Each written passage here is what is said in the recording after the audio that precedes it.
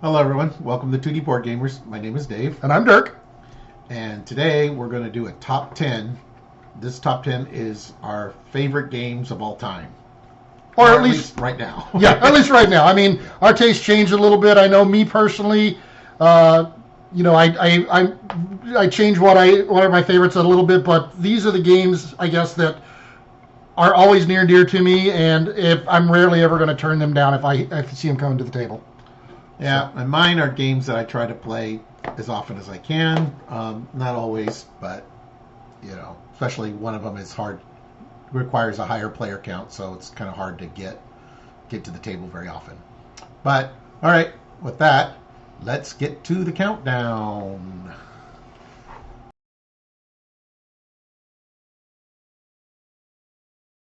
All right, my number 10 is Harry Potter Hogwarts Battle. I hadn't even thought about this game for quite a long time, but since we started doing it on the channel, it's like, oh, yeah, I really like this game. So, yeah. So anyways, Harry Potter Hogwarts Battles, that is my number 10. I love deck builders, and that's what this game is. So my number 10 is actually a little abstract game called Sugar Gliders, which is one that I don't even remember where I first saw this game. I stumbled upon it a while back, but it's an abstract game to where you're playing these sugar gliders, going around a map trying to pick up the fruit. And it's not a terribly complex game. It's easy to learn. It's pretty quick to play, and I have a lot of fun playing it. But it's not a really well-known game. But I guess I'm probably a little bit biased with this making my top 10. It kind of pushed off a couple of games that probably Dave thought might have been on my list, but I have sugar gliders, so I kind of had to represent. So okay. That's my number 10. All right.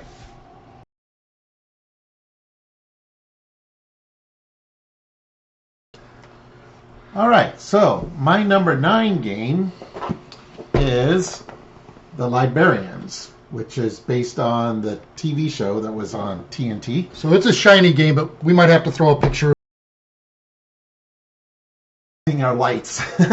But this is a game similar to Fantasy Flight's living card games, where you build a deck and then you go on different adventures. You don't have as much deck crafting as, say, Marvel Champions or Arkham, but you take like 3 different traits and you kind of combine. You use all the cards of those traits, and yeah, it's got a campaign. This is season 1, so hoping there'll be more. We met the designer of the game at Dice Tower West last year, and he was talking about it a little bit. So yeah, hopefully we will see more. Yeah, and I've had a lot of fun with that one too. So yeah. All right. Anyway, so that's my number 9. So my number 9 is probably the oldest game on my list. It's from like 1981. It's called Dragon Master. It's an old Milton Bradley game, but it also is a card game. This one, though, is a trick-taking game. But what I like about this one is instead of the standard trick-taking games, this one is you have a Dragon Master who changes players each turn, and then they have a set of like 5 rounds that they are the Dragon Master, and in each one of those, the rules to the game change, and depending on how well they do in the round, how many points they capture, and you can also, in some variations of the game, you can steal the Dragon Master title from another player to increase your score. So, but it's one I've been playing for a long time, and I've had a lot of fun with it. It's like I said, it's probably the oldest one on my list, though. Okay. So with that, let's move on to number 8.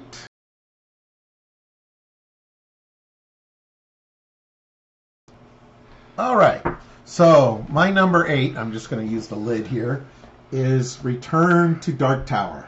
When I was a kid, I had the original Dark Tower, and when Restoration Games announced that they were redoing Dark Tower, I was really interested, and I definitely enjoy the new format. I've been playing cooperative, which is nice too, and using the app instead of the old 8-bit computer from the 80s like the original one had. Yeah, and I never actually got to play the original whenever it first came out, so this is my first exposure to it, and had a lot of fun with this one. I really like this one, and we're going to be doing a playthrough on this one really soon.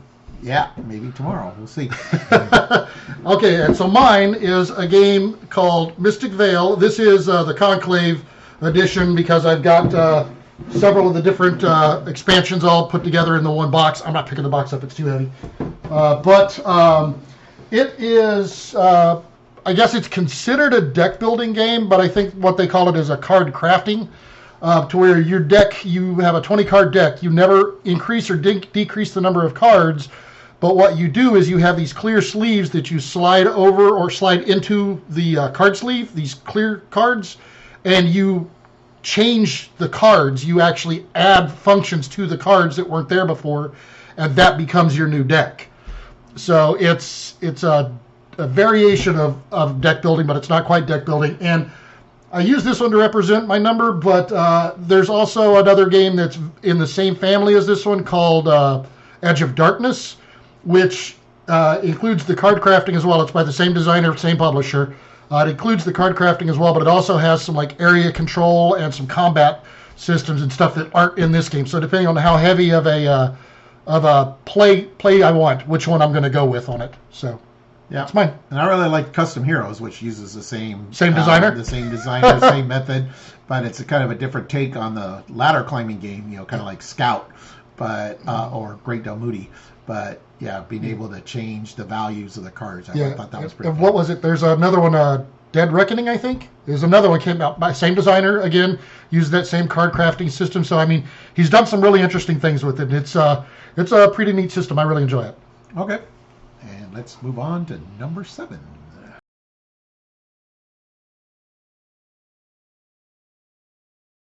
Okay, so my number 7 is one of the few non-cooperative games on my list. This is a box of expansion because... that game is totally cooperative. Yes, but because the original we have in Hobby Lobby boxes, so that wouldn't really tell us much. But that is Dominion, which is the original deck building game. And I like, that it's a pure deck builder, and there's, it doesn't really have much of a theme, but the whole game is deck building, which is one of the mechanics that I really like. Yeah, and I love deck building as well. You're going to see it a little bit later in my countdown, but and I was actually doing some research on it. I found out this is not actually the original deck builder. Yeah, there's like one other. Yeah, there's one other game that came before it. I had the name of it written down, but I forgot what it was now.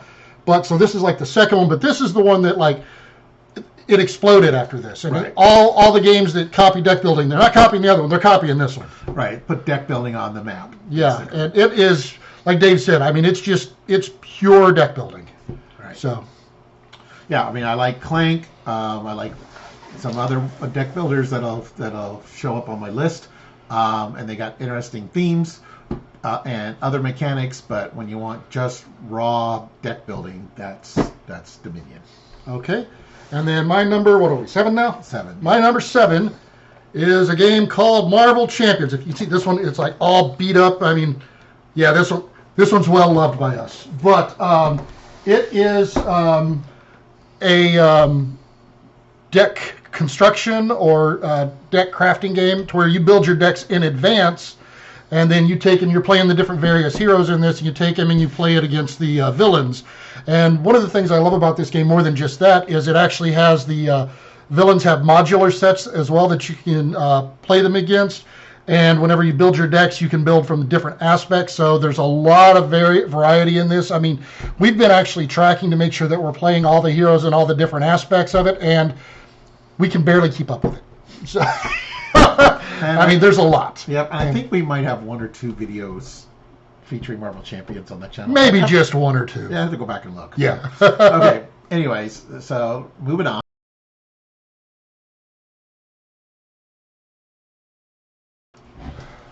Okay, my number 6 game is a living card game from Fantasy Flight called Arkham Horror LCG. It's similar to Dirk mentioning Marvel Champions. It's in the same family. Lord of the Rings was the first one to come out. I really like... So this was the second one, right? This is the second one, yeah. So I really like the being able to build your deck, and this one is really, really story oriented, campaign oriented. You build a deck, and then you usually do like a series of about 8 scenarios or so. It kind of depends. They're kind of changing that with the later expansions. But yeah, and you get to level your hero, your investigator, I should say. You get to level your investigator as you go up, so you're improving your deck as time goes by. Yeah, and those are some of the things, like the leveling and the campaign module, as opposed to the Marvel Champions, is kind of designed. There are campaigns that go with it, but it plays a lot better. We play it a lot more and enjoy it as just one-off games. This one, though, it has some one-offs as well, but it's much more focused on the campaigns and plays really well with that. And I love the leveling up in it. Yeah, and the new expansion's coming out pretty soon, so I'm looking forward to trying out the new investigators and the new campaign. Maybe we'll put those on camera. Yeah, so maybe we'll do it like a 3-player with James, because we play Arkham a lot with James. Yeah, I think if he were to have joined this might be close to the top of his list. Yeah. So, anyways, so that's my number 6. Yep, Arkham Horror. So my number 6 is a little old game called Robo Rally, which is a game by Richard Garfield, who was the creator of Magic: The Gathering. But this is another project that he did. I think he actually created this game before Magic, but didn't publish it until after Magic. I don't remember the exact history of it. But this one, it's a kind of a race, but also a programming game. And you've got these modular boards you put out, and these little robot miniatures that you race around the board. And you have to actually plan your moves before your turn, and you program it face down, and then other players' moves can turn up interacting with yours, and it completely changes what you're trying to do. This game can be super frustrating if you're having a bad run, but it's still so much fun. And especially, I love watching people do what we call the robot dance. When they're trying to plan their move, you see them dancing around trying to figure out what the robot's going to do. Yep. It's so much fun. I mean, that's half the fun of the game right there, watching people's reactions when they fall off the board. Yeah. Yeah, if I remember the story correctly, Robo Rally is like the game that Mr. Garfield wanted to do, and Wizards of the Coast was like, well, we need a game to help, pay for, fund it, and he came up with Magic to kind of help support Robo Rally. And which, of course, Magic's exploded, obviously, but Magic was like created so that they can generate the funds for Robo Rally, from what I heard. And this game came out like in early 90s.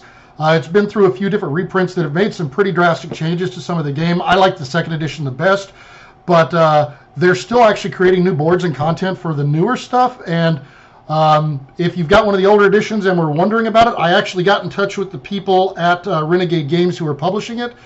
Talk to them about it, and the new content, the new boards, they're publishing rules with it that include how to actually play those with the older content. So if you've got the older content, you don't have to get the newer content.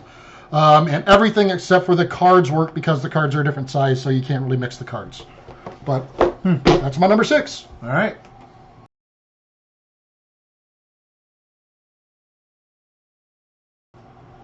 All right. As I mentioned with Dominion, I really like deck builders, and this is so there's probably going to be more deck builders on my list. Maybe, but this is another one that's kind of rised since it's on the channel. We've had like a video or two for this game. I really like. We might have even played this one while we were on the cruise. A couple times, yeah. So I really like the G.I. Joe deck building game. You take the deck building, and then the cards have 2 purposes, because especially the Joes, you can go on missions, and then you can turn around and purchase new cards to improve your deck. And one of the things I really love about this one is there's a few expansions already out. There's another one coming out soon, but the expansions kind of have their own stories to them, and you can play them. You do need the copy of the base game, but you can play them and have a full, complete story with just those, and we haven't actually tried this yet, we're going to, or you can take and just kind of mash everything together and play a game with that. We haven't tried it yet. I'm kind of interested in how that's going to work, but I don't know. I might actually like just the individual expansions by themselves with the game, because the experience that it brings. But I've had a lot of fun with this one. I'm glad Dave showed me this one. Yeah, so you know, like the first expansion, like you have brought in where you build a command center, and then there's like these ninjas that try to destroy it. And then the second expansion brought in snow vehicles, and Yeah, that expansion's a lot of fun. It adds one element that I don't want to spoil it for anybody, but it makes a really good change to the game that I had fun with. and then there's a campaign called Raise the Flag, which we actually have this. You got this cardboard aircraft carrier, and there's like a series of games, and you unlock envelopes that give you different things based on if you win or lose or decisions that you make. And so it's like a legacy game, But you don't tear anything up, so it's a more of a yes, guess. yeah. So. But yeah, so anyways, that's my Yo Joe. number 5. And did you say Yo Joe? I did. Hey, you I said it right. All right, so my number 5 is a little card game called The Crew, and this is Mission Deep Sea. There's 2 editions. This is the second one. It kind of replaced the first one for me in a little bit because, but it's a cooperative trick-taking game. So I really love that aspect of it. I mean, as you can tell with the Dragon Master earlier, I do like trick-taking games. But this one, the cooperative aspect of it is great. And the deep sea one, in the first one, there are these different missions that you have to go on, and you have to finish one to progress to the next one if you decide to do the story. And they get progressively harder, but they're static missions. They don't really change from playthrough to playthrough. In this one, they've added cards that give different point values to different things that you're trying to accomplish, and they're random. So different things will come up. You'll get different combinations. Now, not all of them are even possible, but if you get one that's not possible, you just shuffle them back up and redo them.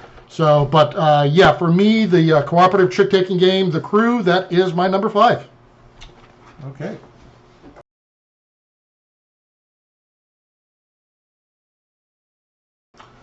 All right. So my number 4, this is the last deck builder on my Wow, list. we're already up to number 4. And that is Marvel Legendary. I like Marvel. I like deck building. This is the game that I really went to town with all the expansions and stuff. Actually, when I first played the game, someone had it at a meetup, and they just had the base game, and I was like, it's okay. But when the first expansion, Dark City, came out, that really improved the game, and I got hooked and got every single expansion, all the promos. So got, and then I've got almost all the other legendary games and legendary encounters, and I like those. Like they pretty much, you've got the one box and then you're done with most of those. There's like legendary encounters. Aliens had a couple expansions. James Bond's the one that's got like kind of the most expansions. But yeah, I got that, and got Predator, Firefly, Big Trouble in Little China, The X-Files. The X-Files. That one is a great game, That's but it Dirk's is favorite. evil. That's Dirk's That game's favorite. evil. Yeah, so we got X-Files, and I saw that I guess a Matrix version's coming out soon. I don't know if I'll get that because it's kind of like you will. Well, He'll get it. I mean, it's kind of like Aliens, where there was only like a couple good movies, and then Matrix was one good movie. So, so yeah. No, the animated one was good. Oh, Animatrix, Yeah, that was good. I like that one. I doubt they'll have any of that content on there. No, I wouldn't imagine. But anyways, so this is a deck builder with a this got the theme attached to it. So so it plays like Dominion doesn't really have a theme, but this game is pure deck building, but you also fight the villain as well. So you're kind of doing some other content. I like Clank. I didn't put it on my list, but Clank, you actually move on a board, and it's like dungeon crawling with deck building through it. And I like Clank as well, but I had some issues with the earlier couple of releases of the game that they finally fixed with the Catacombs edition. And so, yeah, I really enjoy the Catacombs version of that. But yeah. Yep. So, anyways, that's my number 4. Yep, we're up to number 4. All Marvel right. Legendary. And now my number 4 might get me kicked off the channel from Dave, but because I'm mentioning a trading card game here, Vampire: The Eternal Struggle, and this one this one originally came out. It was the third collectible card game created, the second one by Richard Garfield after Magic.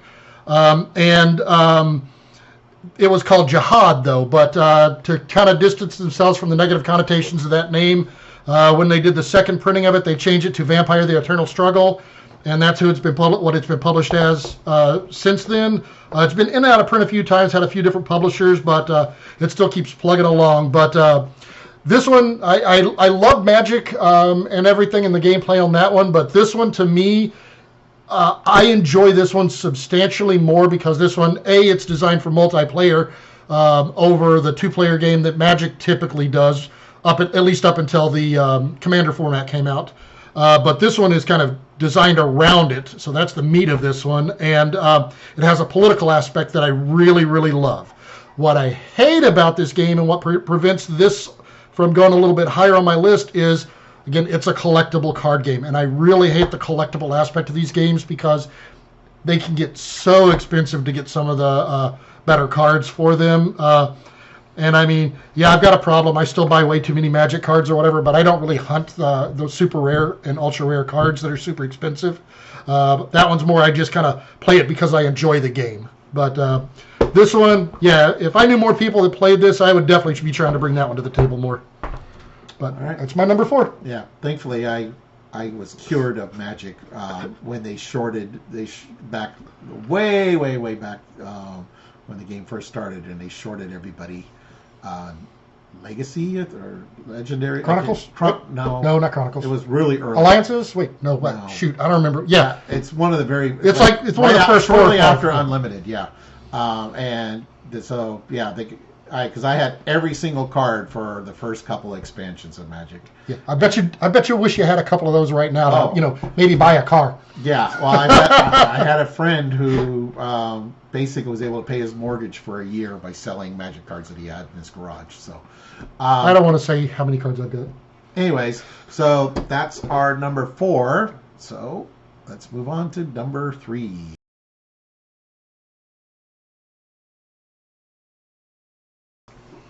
All right.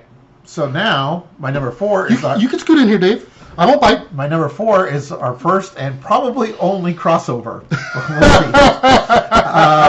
and that is The Crew. I really like The Crew. Anyone who's seen me at conventions, I've had the Players Wanted sign with The Crew. I've played The Crew for hours at a time sometimes. I like Mission, like Dirk had mentioned. I like Mission Deep Sea better than the original one, although I do like the original one. And I'm liking Inside Job now, but it hasn't quite got up to the level of the crew yet. I like it too. I don't know if that one's going to supplant The Crew for me, but yeah, I don't think it's going to. You know, the only problem I have with this version of The Crew, I can't use my shiny bits because they only work with the first one. Bloop, bloop. So I will still play the first one just to get my shiny bits onto the table, but yeah, and I still like the original game. I do too. But and I teach this game a lot at like conventions. And the stuff. original might actually be a little bit easier to teach. Yeah, sometimes I kind of assess by how people, if they've never played a trick-taking game before. I mean, the fact that it's cooperative trick-taking. I like trick-taking games and I like cooperative games, and so this kind of combines both of the. Dirk and I and another friend, we went through the story, and we kind of did it as a campaign in a way when we did the original sets of missions. Yeah, we went through that. We went through the 2 different promo campaign lists as well. So I mean, that took us a couple of days. Yeah, and sometimes if we end a game night early, and people still want to do a little bit of games, we'll pull off The Crew and do a couple quick games. Maybe play until somebody passes out. Yeah, or until Dirk kicks us out of his house.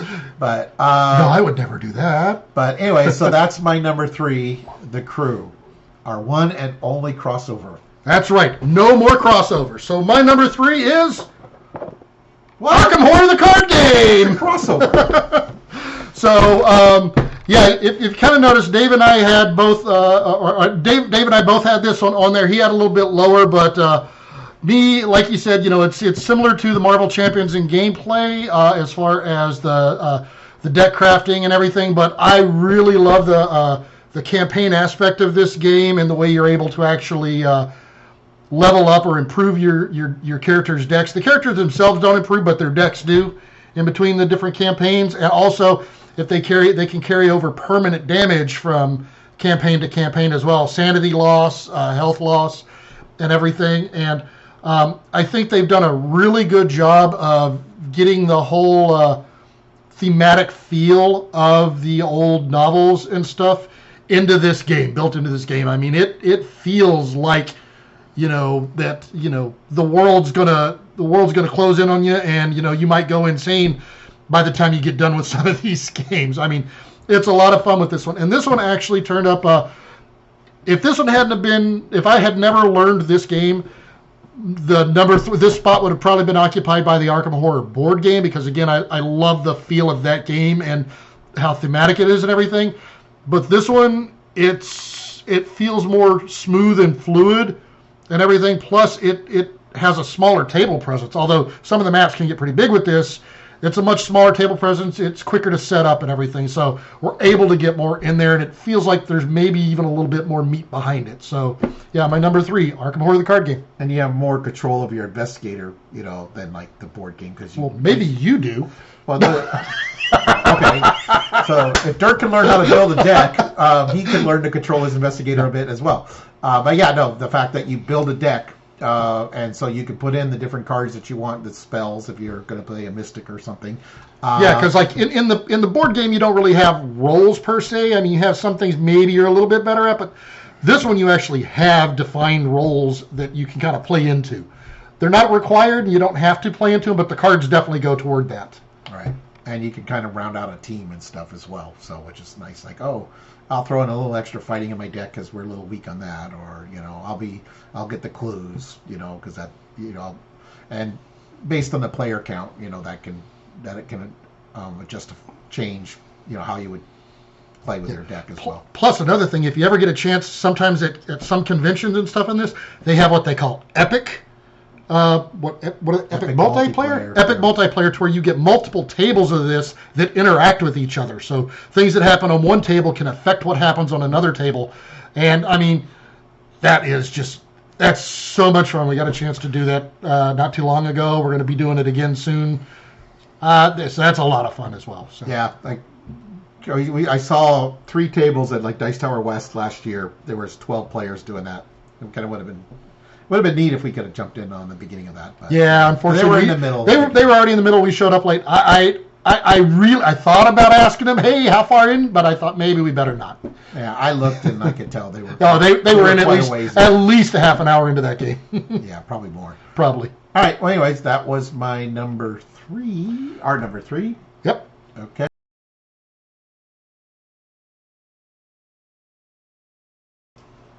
Okay, so my number 2 is Battlestar Galactica. This is the game I kind of hinted earlier.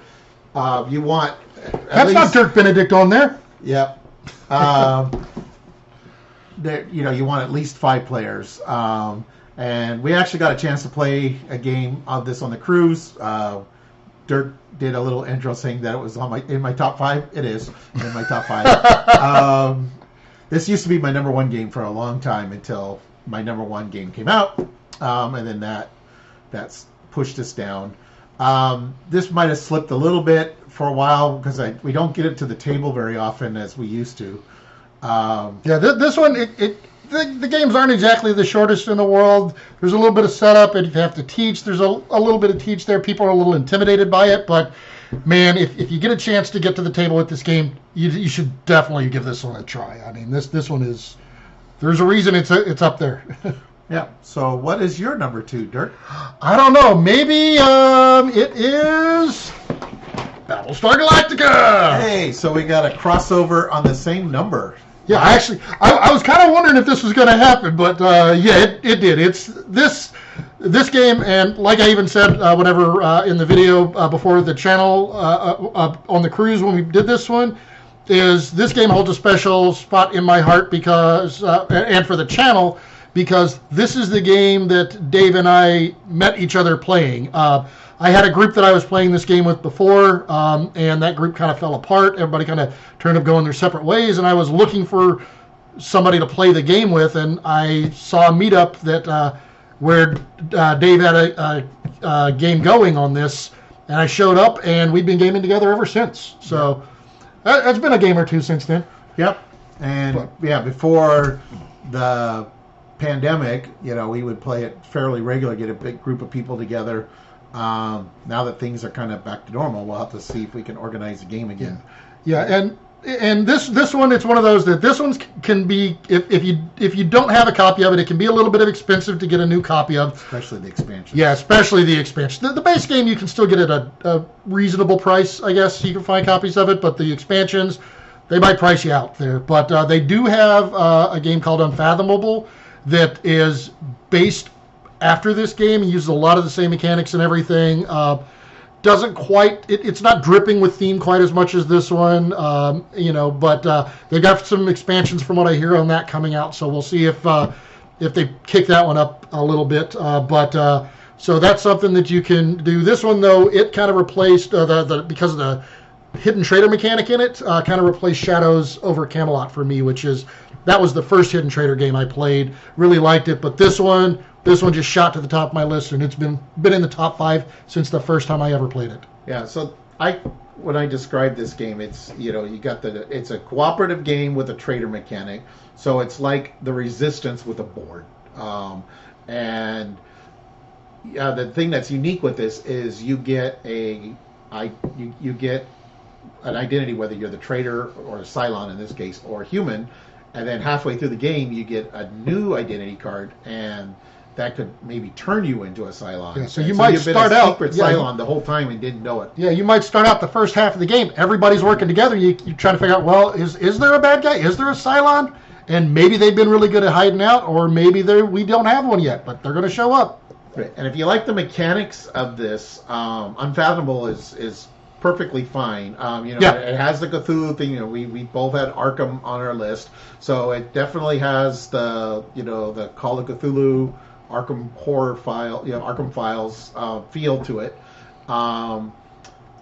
And you've got, so if you want the game for the mechanics, and if you prefer prefer Cthulhu over BSG, if you never saw the show, but if you've seen the show, when the show first came out, I watched like the miniseries, and I turned it off like halfway because I was like going, "This is not Battlestar Galactica." I was a big fan of the original series, and everybody at work kept like going, "Oh, you have to see it. You have to see it." I'm like, "No, I saw the miniseries. I'm done." But then I learned about this game, and when I sat down and played it, this actually got me to watch the show and fall in love with the show. And similar story for me too. Yeah, I'd never seen the show until after I played the game. But I was a big advocate at conventions and stuff to getting people to play. I used to bring my copy all the time. And now some of those people still seek me out for, hey, let's get a game going. I haven't brought my copy in a while, but I don't know. Somebody's talked about bringing their copy though. Yeah, I'll see. Dice Tower West. If you're going to be there, maybe you can get a game of this in with us. Yeah, if you're there, if you want to play this game, spot us, grab us, we'll play. All right. But so that's it. Oh, and this might be the game that I probably of anything is the best, in my opinion, translation of an IP to a board game.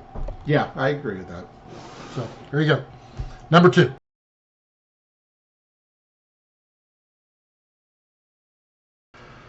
All right, so before we get to our number ones, I thought I'd throw a couple of honorable mentions.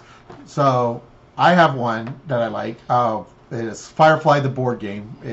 Oh no, I totally agree with this. We have a big, huge crate, so we're not going to be able to pull it out. But it's I like it with all the expansions, and I like it like 3 people. I think is actually the ideal number. I mean, I played up to 9 before with it. I mean, it's still a lot of fun with those bigger player counts, but the turns can get so long that you're kind of just sitting around waiting for your turn at that point in time when you get that many players. So yeah, that does kind of hurt it a little bit. Yeah.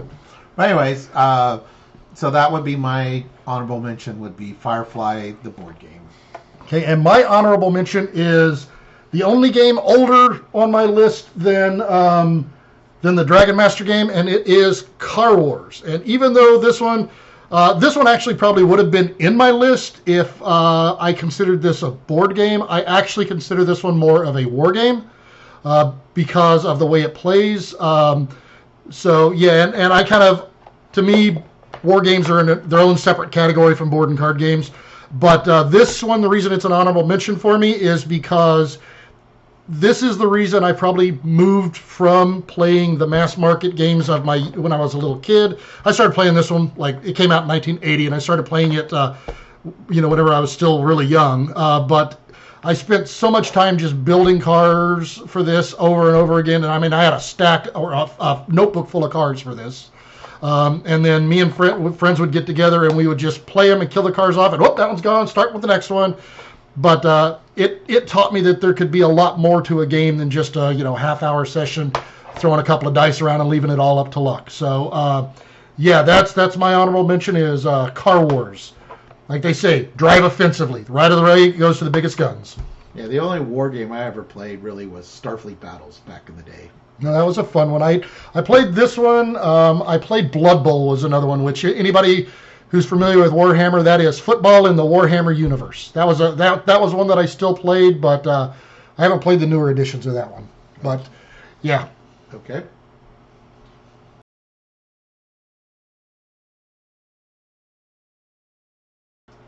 And finally, Number one! So my number one game is I would have never guessed Marvel this. Champions, yes. We might have had a video or two of this on the channel. There's probably no surprise if you hadn't seen it on my list yet that it was going to show up. This is the game that pushed Battlestar Galactica to my number 2 spot. I resisted this game when it first came out because, CCGs like Magic, for example, let a bad taste in my mouth. And I was on the Dice Tower Cruise one year, and Kevin, who you saw, he was in our Space Base game. He taught me Marvel Champions that year. It was the year like right after it came out, and yeah, I got hooked, and I had to hunt down what the products that were out. There's only like 2 or 3 at the time. Now there's quite a few more products, and yeah. So this is This is my favorite of the living card games. I like the fact that you can just grab a deck, throw it together, do a villain, and you can get 2 or 3 games in in a session maybe. Yeah, we regularly do that. We get multiple games of this in whenever we play it generally. But I like the campaign, but they're a lot lighter than Arkham. I mean, yes. I do like the Arkham, but like the upcoming Age of Apocalypse, there's you got a scenario or a campaign that's got 5 scenarios that are related. You got a story, including a comic book, which is good.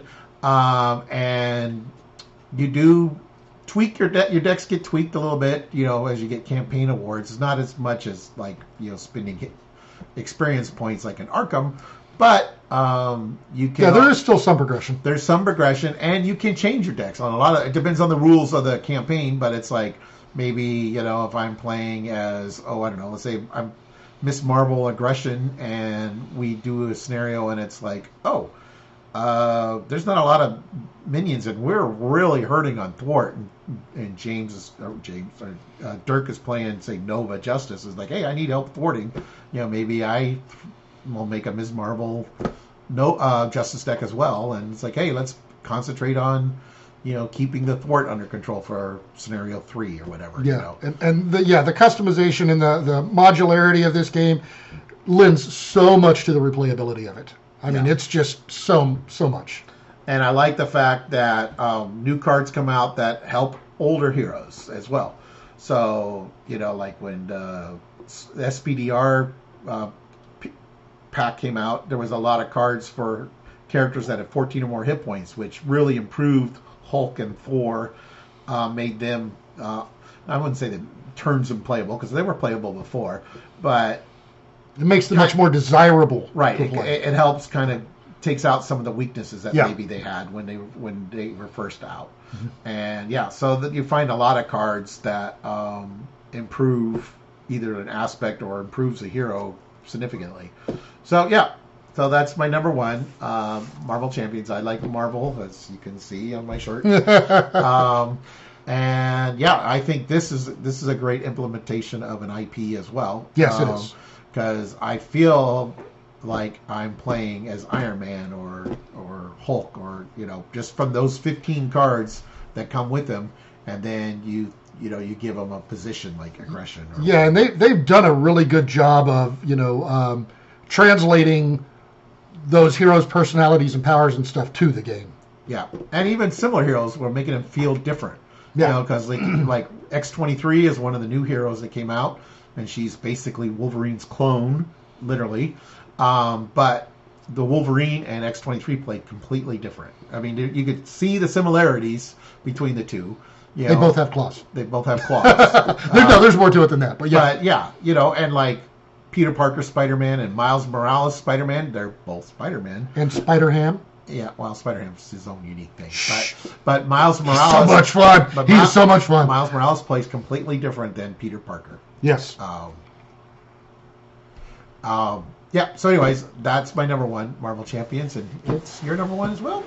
No? Well, maybe, except for, wait a minute, I think I've already done that one. Oh, you pushed it. Oh, you got to change your list. Your list is invalid, folks. That's it. I'm fired. Yeah. Okay, so my number one is, okay, so yeah, the camera's my number one, I kind of cheated a little bit. We're going to use Dominion as the representation, but my number one is deck builders in general. If you notice, there's been no deck builders on, actual, deck builders on my list so far. I love deck builders. They are by and far my favorite style of game that I've ever played, and I love so many different iterations of it. I mean, Dave's shown a couple of them in his game, like the legendary. That this should be the one he used to represent. Yeah. Well, no, I used Dominion because, like you said, Dominion is, first of all, it's the granddaddy of deck builders, and it is a pure deck builder. And I do love that aspect that it's a pure deck builder. So I think that's, probably why I used it as my representation, because I've been playing it since it came out. But there's also games like, the Clank that we mentioned earlier, that Dave mentioned. There's the Legendary game, the G.I. Joe, the Harry Potter, all of which were on Dave's list, or at least mentioned earlier.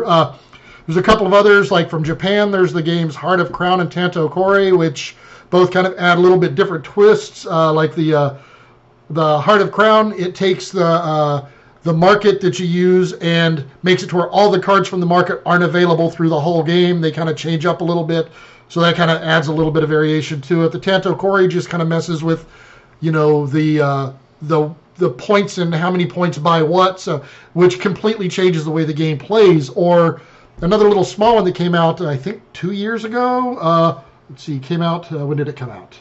Came out in 2021, so almost 3 years now. It was a little game called Sonia, which is a deck builder, takes place in Renaissance Italian. But what I like about that one is you can actually, instead of trashing cards out of your deck, you can actually turn some of your resources permanent. So it still thins your deck, but you have those resources available to you to do purchasing. And that's a really quick one as well. So, I mean, there's been a lot of things. Deck building's now built into a lot of board games, like the, what is the game? Mechs versus Minions? Yeah. Games different. Well, yeah, no, that one's not really deck building. Deck building, yeah. Yeah, but I mean, it's been used a lot. Tyrants of the Underdark. There's a good one. Which I actually played on the cruise with some people. That's got area control, but you also have the deck building. And when you trash your cards, they're worth more victory points at the end of the game. Yeah, which is nice. Yeah, and one of the games that I mentioned earlier on my list, that kind of shares the number 8 spot with Mystic Vale, that Edge of Darkness, it also has a deck building aspect, and that one's neat because everybody's kind of building the deck together, but it's a competitive game. And by using other people, if you turn up using other people's cards, you have to reward them for being able to use their card. So that's an interesting spin on it as well. So, I mean, there's so many different spins and variations that have kept deck building fresh and have kept it right there at the top. I mean, at the top of my list. I mean, like I said, I don't know that I can put a single deck builder up there, but if I had to say one, it would probably be Dominion, which is why it represents number one for me. What about Star Realms? Star Realms is fun. I enjoy Star Realms. I enjoy the Hero Realms version of it as well. But, same thing with, what's the game? The one they keep coming out with, the new anniversary packs every year. That Ascension. Ascension, yeah, same thing with that one. And I like those games, but they do have the market on those games. I don't quite like the market, the way it's handled on those as well. And Star Realms is kind of the same way. But and Marvel Legendary. Oh, the new Star Wars deck builder that came out last year. That's a really fun one as well. So, like I said, there's so many, and I could go on. I started a list, I think got a list of about 12 of them here on my list that said, hey, I should probably mention these, but, no, just deck building. That's my number one. So Dirk will do a top 10 deck builders at some point. I could do a top 30 deck builders probably. Well, if you mention that people might want it. If you want to see that, let me know. I'll do it. Yeah. I don't know if I could do 30, but I do like deck builders. Dave will do a top 10. I'll go and get him when I'm ready for him. Yeah, it's like Dirk can just record these on his phone or something. Yeah, I'll do little shorts. I'll do a number 30, shorts, 30 number shorts. 29. Yeah. But you can only talk for a minute or less for each one. Oh no, I can't do that then. All right. Well, thank you everyone. Hope you enjoyed this. Yeah, this has been a lot of fun for me. I don't know. Dave mentioned a top 10 list. I was like, I don't know, but no, I'm glad he asked me to do it. This is a lot of fun. We're trying some different things. If this is something you would like to see some more top 10s, something we can consider and think about. Yeah, I don't like to talk at all, so I don't know if we're going to do that. Yeah. But yeah, no, I'd love to do some more. So if you guys want to see some, let us know. Yep, you can comment below. And with that, I've been Dave. And I'm Dirk. You've been Dave? I have been Dave. I've been Dirk. The whole time. Maybe we should switch it up sometime. No, I'm not wearing the mask. Wait, I'm wearing a mask? Yes, you are. All right, thank you, everyone. Please like and subscribe.